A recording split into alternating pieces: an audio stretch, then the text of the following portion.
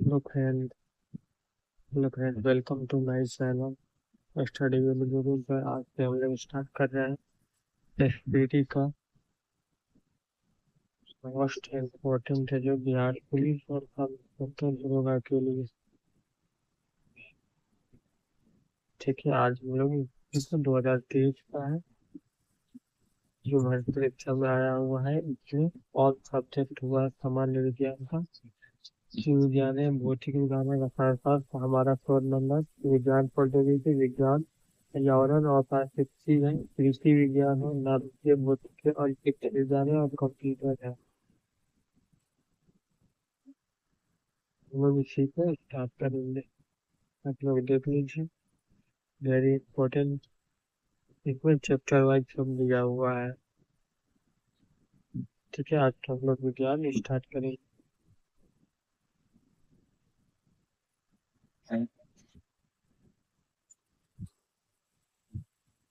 सामान्य तरीके को देखते हैं। विज्ञान की वह शाखा जिसके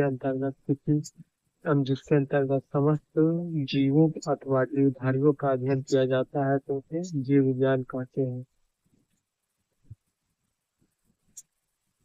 अगला पॉइंट है, जीव विज्ञान शब्द का प्रयोग सर्वप्रथम किसने, लेमार्क और टेरेविनस ने 1801 में किया था। जीव विज्ञान शब्द का प्रथम बार प्रयोग किसने किया था, तो लेमार्क और टेरेविनस ने कब, 1801 में किया था। अब आगे देखते हैं हम लोग। अगला पॉइंट हो जाएगा जीव विज्ञान। जीव और जंतु विज्ञान का जनक इसे कहते हैं। जीव और जंतु विज्ञान के जनक अरस्तु को कहते हैं। जैविक विकास को सर्वप्रथम किसने समझाया था, तो लेमार्क ने समझाया था। आगे हो जाएगा, चिकित्सा शास्त्र के जनक कौन है, हिप्पोक्रेटस है। हिप्पोक्रेटस शास्त्र के जनक हिप्पोक्रेटस हो जाएंगे। भारत में चिकित्सा के जनक कौन हो जाएंगे, चरक। भारत में चिकित्सा का जनक कौन हो जाएंगे, चरक हो जाएंगे। वनस्पति विज्ञान का जनक कौन है, थियोफ्रास्टस हो जाएंगे। वनस्पति विज्ञान का जनक थियोफ्रास्टस। आगे, मानव शैल्य चिकित्सा के जनक कौन है, सुश्रुत। भारत में शैल्य चिकित्सा के जनक कौन है, सुश्रुत है। मानव का विकास, इतिहास, परंपराओं से संबंधित विज्ञान को क्या कहते हैं, एंथ्रोपोनोलॉजी। एंथ्रोपोनोलॉजी किसको कहते हैं, मानव का विकास, इतिहास, परंपराओं से संबंधित जो कार्यों के एंथ्रोपोलॉजी कहते हैं। हिस्टोरिया एनिमेलिया पुस्तक किसकी है, तो अरस्तु की हो जाएगा। हिस्टोरिया एनिमेलिया पुस्तक किसकी हो जाएगा, अरस्तु की। हिस्टोरिका प्लेटिनम, ये पुस्तक हो जाएगा थियोफ्रास्टस की। हिस्टोरिया प्लेटिनम, ये हो जाएगा थियोफ्रास्टस की हो जाएगा। आगे हम लोग अगला देखते हैं,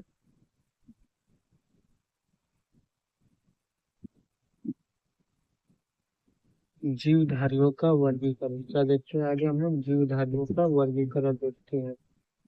जीवों जीवों के आधुनिक वर्गीकरण या वर्गीकी का पिता किसे कहते हैं, कैलोरस लिनियस को कहा जाता है। जीव विज्ञान के आधुनिक वर्गीकरण का वर्गीकी का पिता किसे, कैलोरस लिनियस को कहा जाता है।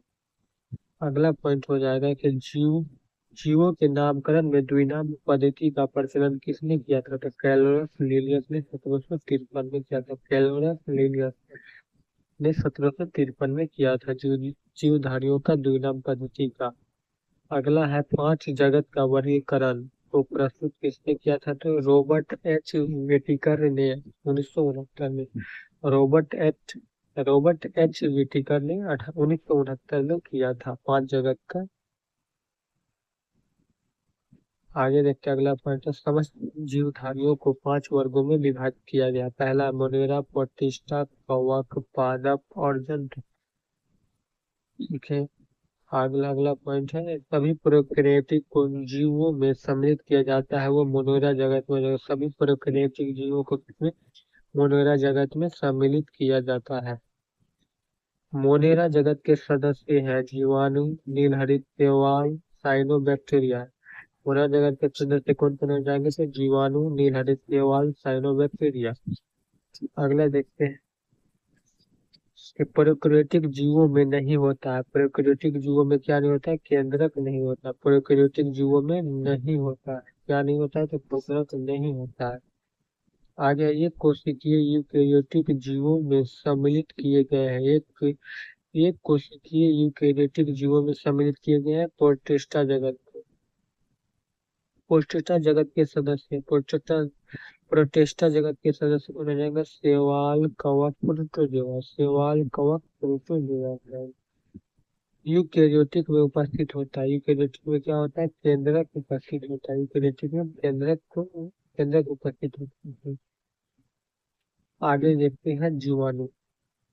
अगला टॉपिक है जीवाणु।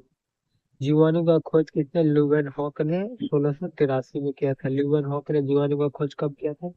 1683 में ल्यूवेनहॉक ने किया था। जीव विज्ञान का पिता किसे कहते हैं? जीव विज्ञान के पिता ल्यूवेनहॉक को कहते हैं। जीवाणु विज्ञान के पिता ल्यूवेनहॉक को कहा जाता है। जीवाणु विज्ञान के पिता कौन हो जाएगा? तो ल्यूवेनहॉक हो जाएगा। जीवाणु का नाम किसने दिया था? एहरनबर्ग ने 1829 में दिया। एहरनबर्ग जीवाणु नाम किसने दिया था? तो एहरनबर्ग ने 1829 में दिया था। जीवाणु नाम एहरनबर्ग ने 1829 में दिया। ये कोशिकीय संरचना वाला छोटा जीव हो जाएगा जीवाणु। कोशिकीय संरचना वाला छोटा जीव हो जाएगा जीवाणु हो जाएगा। आगे जीवाणुओं की कोशिका भित्ति बनी होती है माइक्रोपेप्टाइड से। जीवाणुओं की कोशिका भित्ति किससे? जीवाणुओं की कोशिका भित्ति किससे बनी होती है? तो माइक्रोपेप्टाइड से बनी होती है।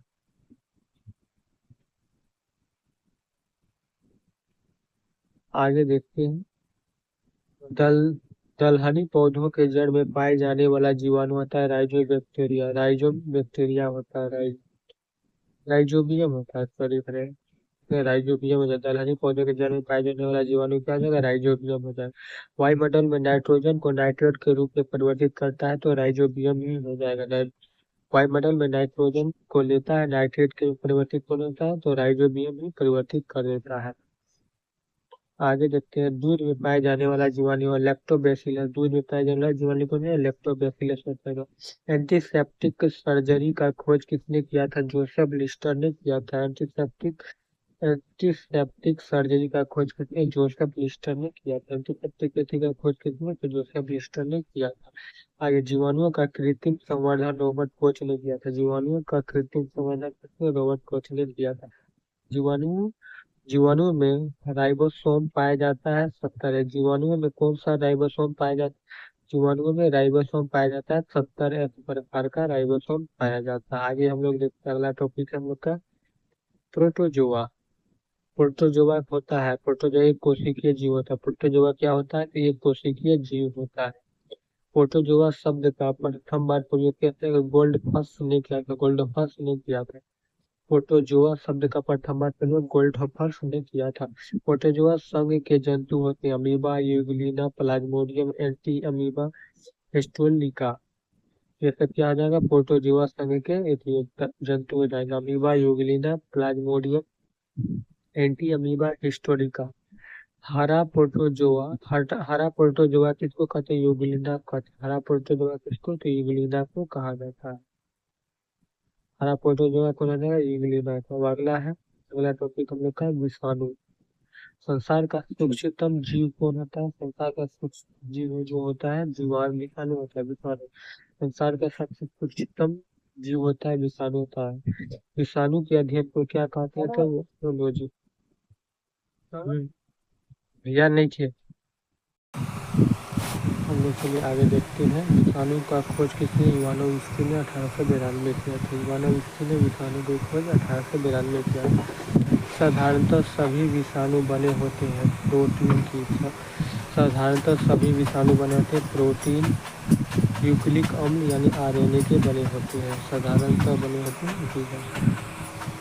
ठीक है, विषाणु का आकार होता है 0.15 से लेकर 0.2 माइक्रोन तक। 0.15 से माइक्रोन से लेकर 0.2 माइक्रोन तक होता है।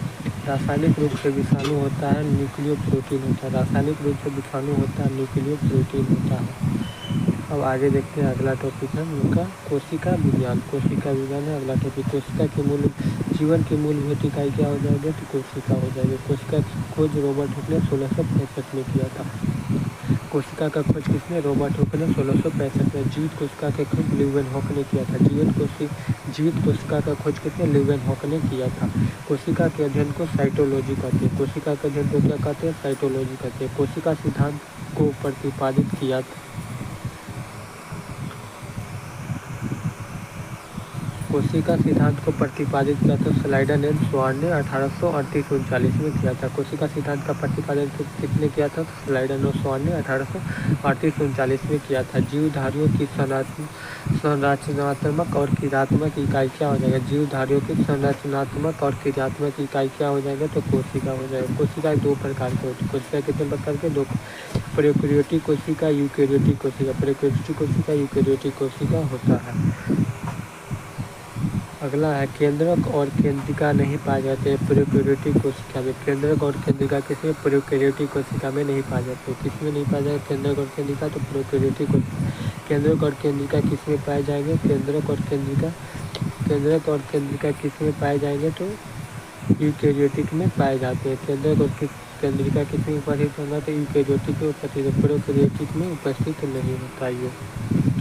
अगला है सबसे छोटी कोशिका होती है माइक्रोप्लाज्मा ग्लोसेप्टिकम जीवाणु। माइक्रोप्लाज्मा ग्लोसेप्टिकम जीवाणु होता है सबसे छोटी कोशिका।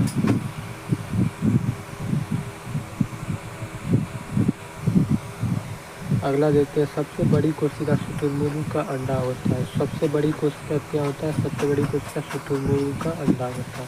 मानव शरीर की सबसे लंबी कोशिका कौन होती है, मानव शरीर की सबसे लंबी कोशिका कौन होती है, तो न्यूरॉन यानी कि तंत्रिका तंत्र। मानव शरीर की सबसे लंबी कोशिका कौन होती है, न्यूरॉन यानी तंत्रिका तंत्र होता है।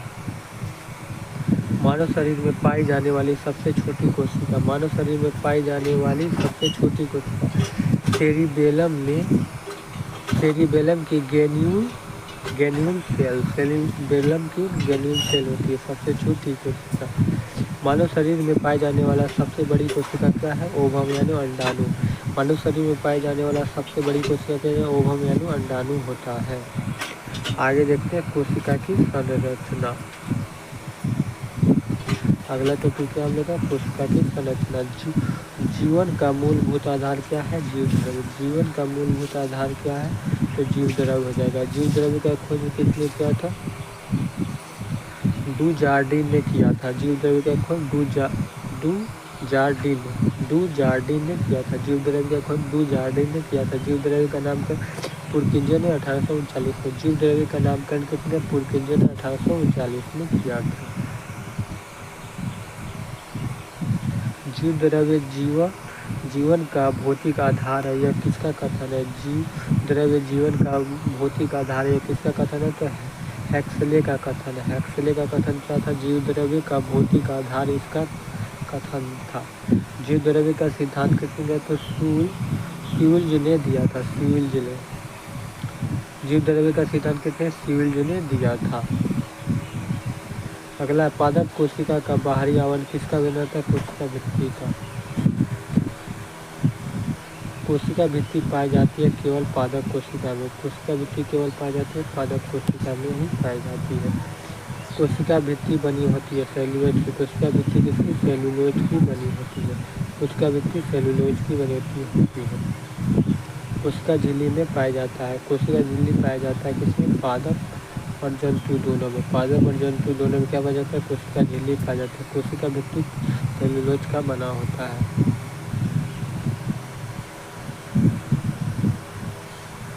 आगे है कोशिका को एक निश्चित आकार और कोशिकांगों को सुरक्षा प्रदान करता है कोशिका झिल्ली।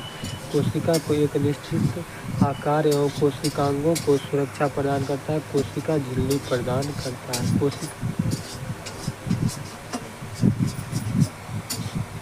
कोशिका झिल्ली प्लाज्मा झिल्ली गैस की बनी होती है। कोशिका झिल्ली प्लाज्मा झिल्ली किसकी बनी होती है, तो लिपिड और प्रोटीन से कोशिका झिल्ली या प्लाज्मा झिल्ली बनी होती है। अगला टॉपिक है हम लोग का, अगला टॉपिक है माइटोकॉन्ड्रिया। क्या है, अगला टॉपिक है माइटोकॉन्ड्रिया। माइटोकॉन्ड्रिया की खोज किसने किया था, तो ऑल्टमैन ने किया था। माइटोकॉन्ड्रिया की खोज किसने किया था, तो ऑल्टमैन ने। और माइटोकॉन्ड्रिया का नाम किसने दिया, तो बेंडा ने दिया था। माइटोकॉन्ड्रिया का नाम किसने दिया था, बेंडा ने। माइटोकॉन्ड्रिया का नाम कौन दिया था, बेंडा ने दिया था। इसका खोज किसने किया था, माइटोकॉन्ड्रिया का तो ऑल्टमैन ने दिया था। माइटोकॉन्ड्रिया नहीं होता है जीवाणु में नहीं होता। माइटोकॉन्ड्रिया किस में नहीं होता है? जीवाणु में नहीं होता। माइटोकॉन्ड्रिया जीवाणु में नहीं होता है। माइटोकॉन्ड्रिया में पाए जाने वाला जीव द्रव्य कहलाता है मैट्रिक्स। माइटोकॉन्ड्रिया में पाए जाने वाला जीव द्रव्य क्या कहलाता है? तो मैट्रिक्स कहलाता है। कोशिका का पावर हाउस यानी ऊर्जा गिरी किसको कहते हैं? माइटोकॉन्ड्रिया को ही कहा जाता है। कोशिका का पावर हाउस यानी ऊर्जा गिरी किसको कहते हैं? तो माइटोकॉन्ड्रिया को ही कहा जाता है। कोशिका का श्वसन केंद्र माइटोकॉन्ड्रिया। कोशिका का श्वसन केंद्र माइटोकॉन्ड्रिया है। माइटोकॉन्ड्रिया में ऊर्जा किस रूप में संचित रहता है? माइटोकॉन्ड्रिया में ऊर्जा किस रूप में संचित रहता है? तो एटीपी के रूप में। माइटोकॉन्ड्रिया में ऊर्जा किस रूप में? एटीपी के रूप में संचित रहता है।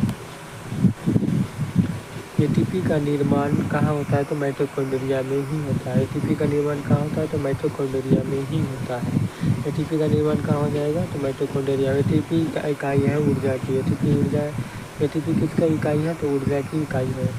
क्रेब्स चक्र माइटोकॉन्ड्रिया में होता है। क्रेब्स चक्र कहाँ होता है? तो माइटोकॉन्ड्रिया में। क्रेब्स चक्र की खोज किसने? हैंसन केब्रस ने किया था। हैंसन केब्रस ने क्रेब्स चक्र की खोज किया था। माइटोकॉन्ड्रिया का दिल कहलाता है माइटोकॉन्ड्रिया के क्रिस्टली। माइटोकॉन्ड्रिया का दिल कहलाता है क्रिस्टली कहलाता है। हेलो फ्रेंड, तब आज यहीं तक रखते हैं। आप लोग चैनल को लाइक शेयर सब्सक्राइब कीजिए और अपने फ्रेंड लोग को भी शेयर कीजिए और सपोर्ट कीजिए। थैंक यू एंड जय हिंद।